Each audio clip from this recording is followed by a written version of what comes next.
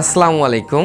সম্মানিত সকল প্রবাসী ভাই বন্ধুরা এবং যারা বাংলাদেশে রয়েছেন, আশা করি সকলেই অনেক ভালো আছেন এবং আপনাদের সাথে আছি আমি সুমন আহমেদ, বাহরাইন প্রবাসী। প্রিয় প্রবাসী ভাই ও বন্ধুরা এবং যারা বাংলাদেশে রয়েছেন, তো আপনারা সবাই কিন্তু বাহরাইনের ভিসা কবে খুলবে সেই আগ্রহ নিয়ে বসে আছেন। যারা বাহরাইন প্রবাসী রয়েছেন তারা চাচ্ছেন যখন বাহরাইনের ভিসা খুলবে তখন আপনার আত্মীয় স্বজন আপনি বাহরাইনে আনবেন, বা অনেকে আবার দালাল রয়েছেন যারা ভাবতেছেন যে যখন বাহরাইনের ভিসা খুলবে তখন আপনারা বাংলাদেশ থেকে অনেক লোক এনে বিজনেস করবেন। আপনারা অনেকে কিন্তু অনেক কিছু ভাবতেছেন এবং অনেক প্রবাসীরা রয়েছেন যারা বাহরাইন আসার জন্য অন্য কোনো দেশে পাড়ি জমাচ্ছেন না। তো আপনাদেরকে আমি একটা বিষয় জানানোর চেষ্টা করে থাকবো যে আপনারা সবসময় জিজ্ঞেস করেন যে বাহরাইনের ভিসা কবে খুলবে। প্রিয় ভাই বন্ধুরা, বাহরাইনের ভিসা কিন্তু চালু রয়েছে, কিন্তু সেটা বাংলাদেশিদের জন্য নয়। আপনার বাংলাদেশ বাদে অনেক দেশের সাথে কিন্তু বা অনেক দেশের জন্যই কিন্তু বাহরাইনের ভিসা চালু রয়েছে। আপনারা যারা বাহরাইনে রয়েছেন বর্তমানে, বা বাহরাইনে যারা কনস্ট্রাকশন লাইনে কাজ করেন, তারা কিন্তু একটা জিনিস খেয়াল করে থাকবেন যে বর্তমানে কয়েক মাসের মধ্যে কিন্তু পাকিস্তান থেকে অনেক পরিমাণ পাকিস্তানি লোক বাহরাইনে প্রবেশ করেছে। কেন? বাহরাইনের ভিসা কি বন্ধ? বাহরাইনের ভিসা পাকিস্তানিদের জন্য বা ইন্ডিয়ানদের জন্য বা উগান্ডা বলেন বা আফ্রিকান অনেক দেশের জন্যই কিন্তু ওপেন রয়েছে।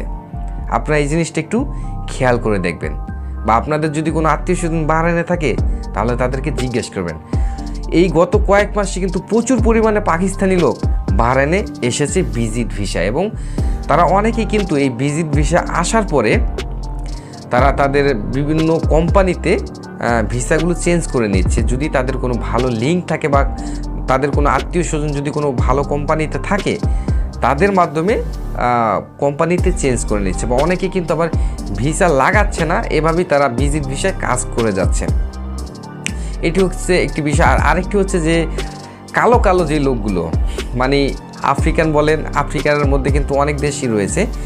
এই সমস্ত লোক আগে কিন্তু দেখতাম আমরা সিকিউরিটির কাজ করতো বাহরাইনে বা অন্য কাজ, এখন কিন্তু এই লোকগুলো কনস্ট্রাকশন লাইনেও কিন্তু কাজ করে যাচ্ছে। আপনারা একটা বিষয় বুঝতে পেরেছেন? এখন কিন্তু আবার বাহরাইনের পাকিস্তানিদের জন্য ভিসা বন্ধ করে দিয়েছে। তো এই সময় কিন্তু এই কয়েক মাসের মধ্যে বাহরাইনে অনেক লোক প্রবেশ করেছে। তো আপনাদের কি মনে হয় যে বাহরাইনে বাংলাদেশ থেকে যদি লোক না আনে তাহলে কি বাহরাইন একদম অচল হয়ে যাবে বা বাহরাইন আর চলবে না? তা কিন্তু না। বাহরাইনে যদি বাংলাদেশ থেকে লোক না আনে তাহলে কিন্তু বাহরাইন চলবে, অবশ্যই চলবে। সো এই যে যেই ভিসাগুলো বন্ধ হয়ে যায় বা বাহরাইন বাংলাদেশকে ব্ল্যাক লিস্টে রাখে, কেন রাখে? এই যে যেই ভিসাটা বন্ধ হয়েছে, এটার মেন দোষ বা ভুল, এই দোষগুলো হচ্ছে আমাদের বাঙালিদেরই। কারণ আমরা বাঙালিরা যখন বাহরাইনে আসার পর, মানে সবার কথা আমি বলছি না, দুই একজন প্রবাসী বা দুই একজন বাঙালির জন্য কিন্তু সকলের বদনাম হয়। সকলে যে খারাপ তা না, 100 জনের মধ্যে দুই একজন খারাপ হবে, এটাই স্বাভাবিক। কিন্তু একদম খারাপ কাজ যদি করে ফেলে তাহলে কিন্তু এই প্রভাবটা সকল প্রবাসীদের উপর পড়ে থাকে।